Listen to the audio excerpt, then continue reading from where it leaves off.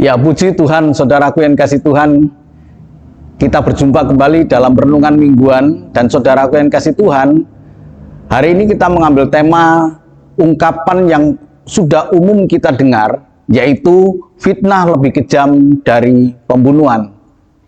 Kita akan membaca satu kisah di dalam 1 Raja-Raja 21 ayat 12 sampai dengan yang ke-13.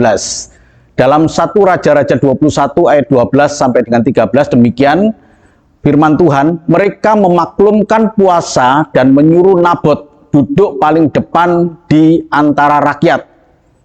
Kemudian datanglah dua orang, yakni orang-orang dursila itu, lalu duduk menghadapi Nabot. Orang-orang dursila itu naik saksi terhadap Nabot di depan rakyat. Katanya, Nabot telah mengutuk Allah dan raja. Sesudah itu mereka membawa dia keluar kota, lalu melempari dia dengan batu sampai mati. Amin. Saudaraku yang kasih Tuhan, seperti tadi saya katakan, ungkapan yang sudah umum, yaitu fitnah lebih kejam daripada pembunuhan. Tetapi kisah tentang Nabot ini, lebih tepatnya adalah fitnah berujung maut. Nah, saudaraku yang kasih Tuhan, betapa dahsyatnya sebuah fitnah ini. Jadi kita harus waspada ketika hidup kita ini memfitnah, ya kita harus hati-hati di situ. Ya, sebuah kisah ini menunjukkan bagaimana Ahab sebagai raja di Samaria, raja Israel, dan punya istri yang bernama Isabel. Rupa-rupanya Ahab adalah tipe suami yang takut istri. Tapi sebenarnya ya bukan takut istri ya, tapi istri Isabel ini adalah istri yang memang kejam. Jadi saudaraku yang kasih Tuhan, beberapa peristiwa bagaimana peran Isabel ini, yaitu ketika dia mengancam Elia, nabi besar, dia mengancam sampai Elia pun juga takut. Tapi kali ini hanya gara-gara kebun anggur yang diinginkan oleh Ahab, kebun anggur milik Nabot yang letaknya di samping istana. Dan Ahab sangat menginginkan, tapi kebun anggur itu dipertahankan oleh Nabot dan berkata, aku sekali-sekali tidak akan mau menjual, aku sekali-sekali tidak mau menukar kebun anggur ini dengan kebun anggur dari milik Ahab, seorang raja. Sebab kebun anggur Nabot ini, dia katakan kepada Ahab, ini adalah milik pusaka kami.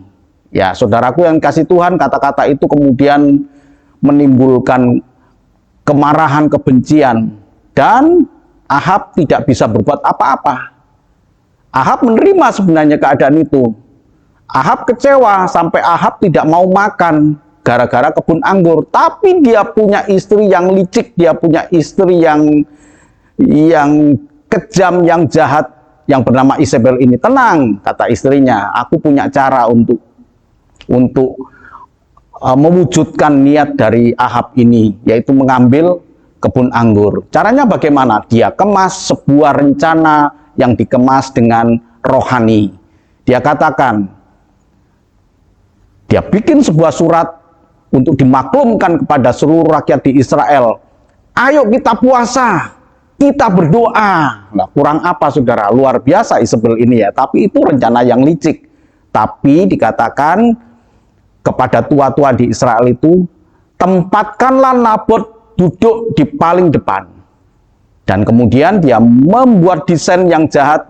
Dia menyuruh dua orang dursila, orang yang berdosa, orang yang tidak takut akan Tuhan, untuk membuat sebuah fitnah. Dan ketika dimaklumkan puasa dan doa itu, sekali lagi kita melihat di dalam ayat 13, orang-orang dursila itu naik saksi terhadap Nabot di depan rakyat. Katanya, Nabot telah mengutuk Allah dan raja. Nabot telah mengutuk Allah dan raja. Didengar semua orang, dan ternyata semua orang itu termakan oleh fitnah. Dan akhirnya Nabot kemudian diseret keluar kota dan kemudian dilempari dengan batu. Fitnah berujung maut. Jadi bukan sekedar fitnah itu lebih kejam daripada pembunuhan, tapi dalam kisah ini fitnah berujung maut. Dan saudaraku yang kasih Tuhan, masih banyak kejadian-kejadian dalam kehidupan kita yang gara-gara fitnah maka sampai berujung kepada satu perkara yang besar. Mungkin tidak sampai ke maut, tapi juga ada juga yang sampai ke maut, juga sampai kepada kematian. Tapi fitnah ini bisa membuat perkara-perkara yang begitu besar, ya. Orang baik difitnah sehingga semua orang membenci dia, sampai orang itu dikucilkan. Bahkan mungkin orang itu kemudian sampai pindah keluar kota, pindah tempat tinggal hanya gara-gara sebuah fitnah yang tidak benar. Nah, saudaraku yang kasih Tuhan, siapapun yang mendengarkan renungan mingguan kali ini, berhati-hatilah dengan kehidupan kita. Kita hidup benar, maka kita diberkati. Tapi ketika kita mempergunakan hidup kita dengan fitnah-fitnah yang tidak benar, apalagi pada zaman sekarang dengan media sosial, bertebaran fitnah-fitnah yang memojokkan seseorang.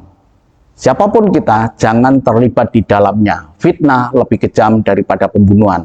Tapi fitnah juga bisa berujung maut ketika ditanggapi oleh orang-orang yang tidak benar. Saudaraku yang kasih Tuhan, selamat berjuang, hiduplah benar.